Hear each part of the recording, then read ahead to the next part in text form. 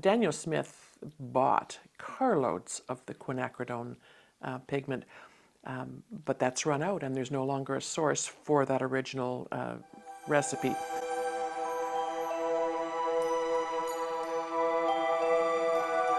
I'd like to welcome the Process Art Discovery audience to my studio. I'm Lynda Norman. I'm a watercolor artist in British Columbia. Today we'll explore some alternatives to the Quinacridone Gold that I so love to use, but is no longer available in its original formulation. As most of you know, Quinacridone Gold is one of my go-tos. I've been using it along with my other Daniel Smith paints to create beautiful sunlit features in my landscapes. But I've had several viewers recently comment on their concern about the inavailability of the Quinacridone Gold in its original formula. And back in 2018, Daniel Smith sold their last batch of Quinacridone Gold in its original formula. Originally it was sold to them, not originally, but back in the late 80s and 1990s, car manufacturers used the pigment a lot in what they did. And when they discontinued that in their work, Daniel Smith bought carloads of the quinacridone pigment, but that's run out and there's no longer a source for that original recipe. So I thought today we would explore a little bit about some options. What can we do in place of that? I'm not a scientist, I'm not a chemist, and most often the pigment values in each paint that I use haven't been a big concern to me. I like to go with the colors that I like to see, and I'm not even too concerned sometimes if they're fugitive or not light fast for the fun projects that I do. Not everything I paint is something that I sit down with the intention of having it become something passed on, through generations. It's more for having fun and enjoying the process. So let's get back to the Quinacridone Gold. And I do have some in my palette of not the original formula, by all means, but the quinacridone formula that Daniel Smith uses right now is P048 and Nickel Azo Yellow, which is a combination of the two, and it gives me this beautiful, just give a little bit of a wet spotch there, gives you this beautiful, beautiful tone that goes from that rich, deep, goldy orange and feathers right out to a sunny, sunny yellow. This is one of the go-to colors, like I say, for my palette. It goes so well with my other favorite colors, with any of the purples, undersea green, sap green, Mayan dark blue, indigo, any of those colors. This is just a natural go-to. So that's the Quinacridone Gold from the Daniel Smith line. I thought, because it may be harder to find that as time goes by, I would check some of the other tubes out. And I got some, I don't even know where it went now. Oh, there it is. I got some other options. And when I purchased this newer formula, it's was from a different location than I bought my original one. Same formula listed on the tubes, so that's good to know. That one was still available. They didn't have any of the larger tubes, so maybe that's an indication too that just the smaller ones are what's more available. But I did find a Windsor Newton Quinacridone Gold, and so I thought I'd try that. And I'm just, whoops, that came out a lot faster than I anticipated. It looks to me to be, very similar to the gold I have in my palette. But let's have a look on the page and see what it looks like.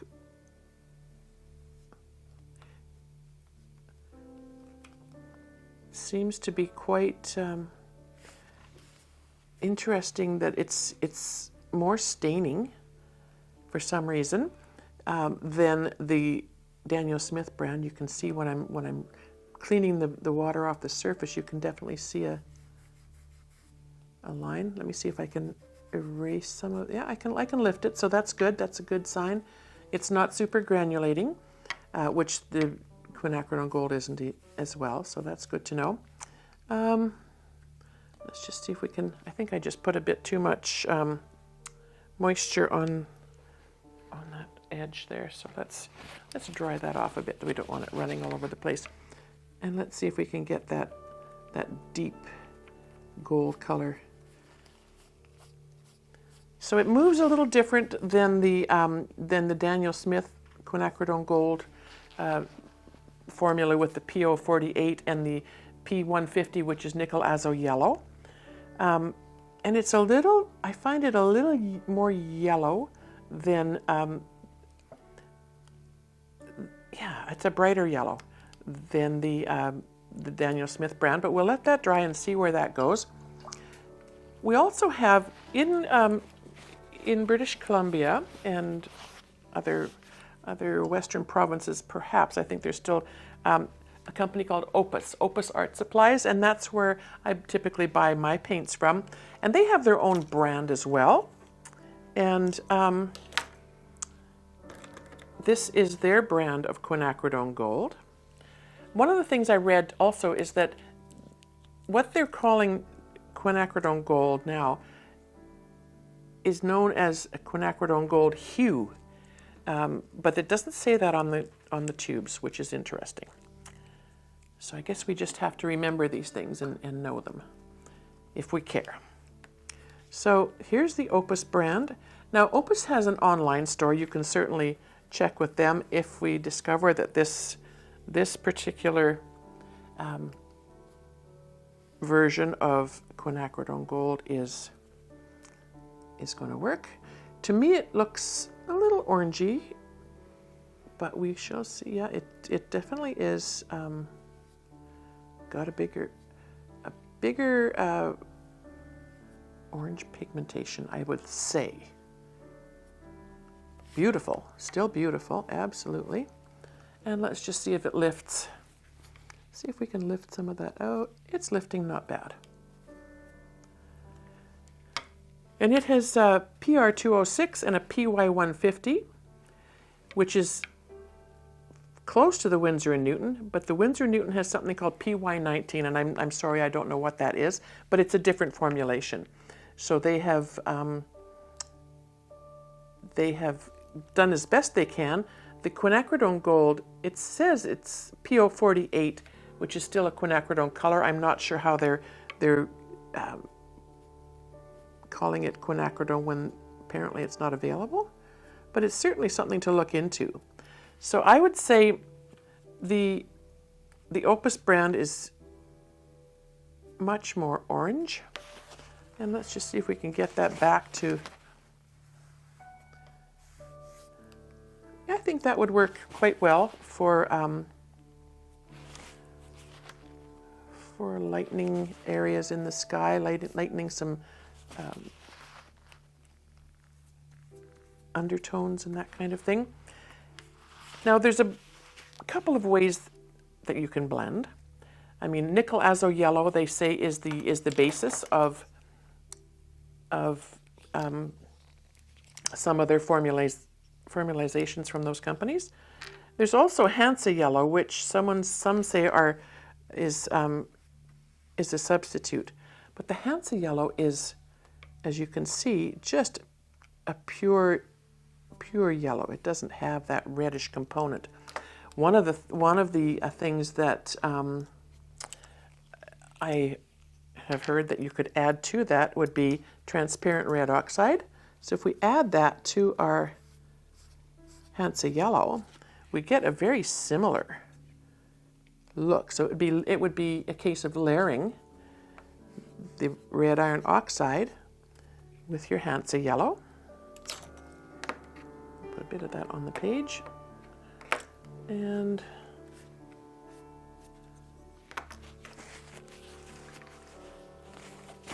see where that takes you. I'm going to put the lid back on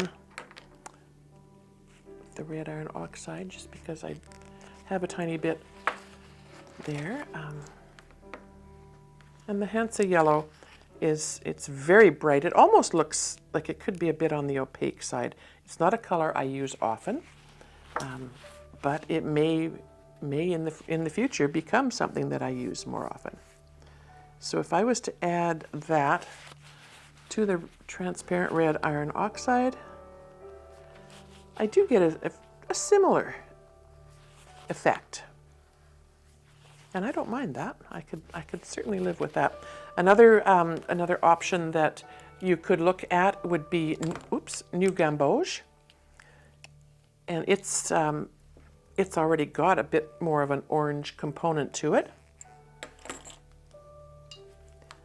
And I've got a bit of yellow on my, let's try a bit of the New Gamboge. I do like this. It's really very beautiful. Let's see how it lifts and how it does with, yeah, I don't mind that.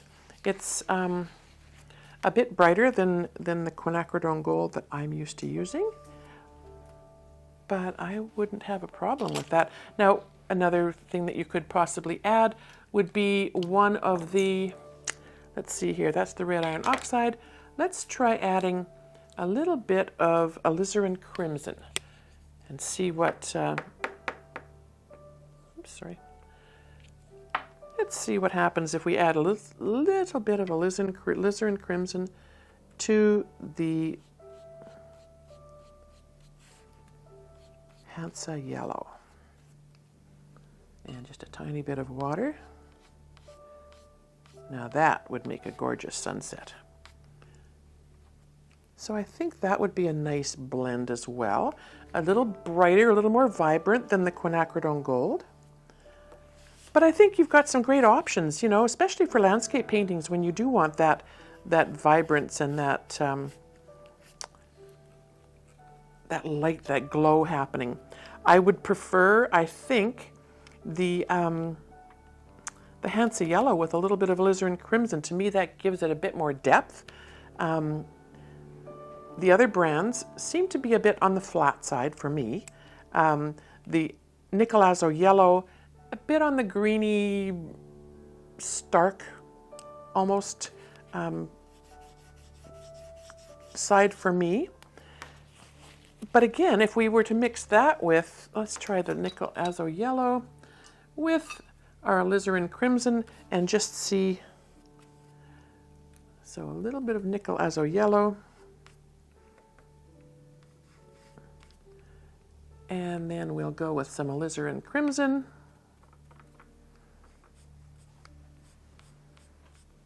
Yeah, and that's not going to give us the same. The alizarin, the Hansa Yellow is not quite what I want to see with that Hansa Yellow. I think that it's just, the yellow is just a bit too, and it comes right off, so it's not staining. So that's good if you happen to put it on and it's not quite what you want. It should lift off quite nicely. And the last thing I just want to try is it's the New Gamboge with, what do we got here?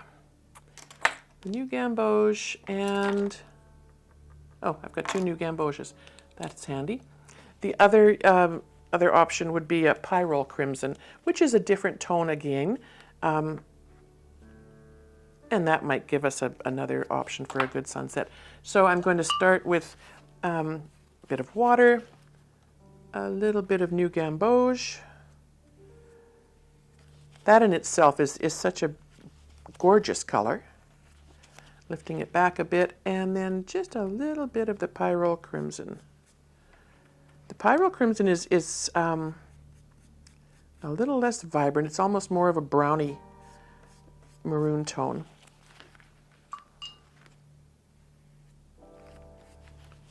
And with a fair bit of water. Yeah, I wouldn't mind that. I think if I was going to use this, I would probably want to use a bit of the Pyrrole Crimson in the rest of my painting, just to prick up that, background, that color. So there are some options for your Quinacridone Gold. Don't despair, have some fun, test out some colors, bring out your yellows, your Hansa Yellow.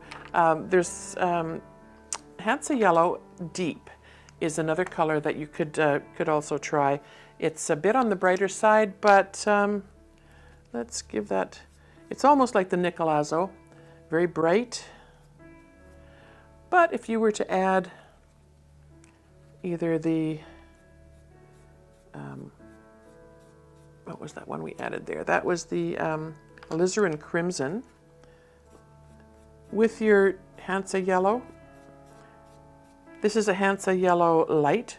You can get a Hansa Yellow deep and it will give you more of that. So there are options. Have some fun, get out your yellows and your reds and even your transparent red iron oxide and have a go. See what beautiful light diffusing sunsetty colors that you can come up with.